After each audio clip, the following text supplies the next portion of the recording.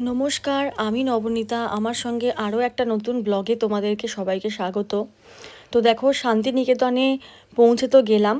তারপরে একটুখানি ফ্রেশ হলাম। ফ্রেশ হওয়ার পর আমরা সবাই মিলে একটা টোটো বুক করলাম। টোটো বুক করে পুরো শান্তিনিকেতনের যে জায়গাটা, মানে ওখানে এরিয়াতে সমস্ত রকম বিভিন্ন কবিদের বাড়ি, ঘর এবং বিভিন্ন রকমের মিউজিয়াম আছে। তো সেগুলো সমস্ত কিছু এক্সপ্লোর করার জন্য বেরিয়ে পড়লাম।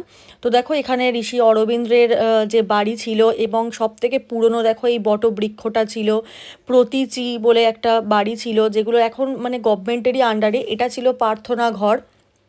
তো এখানে রবীন্দ্রনাথ ঠাকুর তার শিষ্যদের নিয়ে, তার ভক্তদের নিয়ে প্রার্থনা করতেন এবং তার ছাত্ররাও প্রার্থনার মধ্যে অংশগ্রহণ করতো। এখানে দেখো সমস্ত আর্ট কলেজের স্টুডেন্টরা বিভিন্ন রকম আর্ট কারুকার্য অনেক কিছু করেছিল। এখানে বড় বড় পিঁপড়ে তৈরি করেছিল। তারপরেই আমরা চলে গিয়েছিলাম হেরিটেজ বিল্ডিং এবং মিউজিয়ামের উদ্দেশ্যে।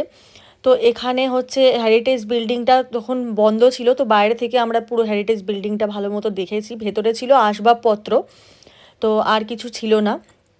তো সেগুলো মোটামুটি দেখাই যাচ্ছিল বাইরে থেকে, কাঁচের দরজা জানলা ছিল, তো ভেতরে কী কী আছে দেখাই যাচ্ছিল।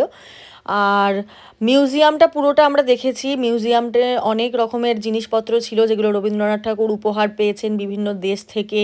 এবং তার যে নোবেলটা, এটা সবথেকে দুঃখজনক ব্যাপার একটা বাঙালিদের কাছে, যে তার নোবেলটা চুরি হয়ে গিয়েছিল। তো সেটার একটা ডুপ্লিকেট কপি ওখানে রাখা ছিল। তো সমস্ত কিছুই আমরা দেখলাম। আর এটা ছিল হেরিটেজ বিল্ডিং। এবং এরপরে আমরা দেখতে পেলাম রবীন্দ্রনাথ ঠাকুরের ব্যবহৃত গাড়ি। দেখো, এই গাড়িটা করে রবীন্দ্রনাথ ঠাকুর যাওয়া আসা করতেন বিভিন্ন জায়গায়। তো সেগুলো সমস্ত কিছু দেখলাম। জায়গাটা এত সুন্দর ছিল, মন মানে জুড়িয়ে যাচ্ছিল, চোখ পুরো জুড়িয়ে যাচ্ছিল। তারপরে এই সমস্ত ঘরগুলো, এগুলো দেখো বহুদিনকার, এবং এগুলোর প্রত্যেকটার একটা আলাদা করে নাম ছিল।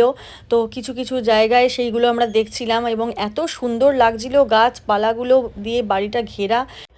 আরও ভিডিও দেখার জন্য আমাকে ফলো করে দাও।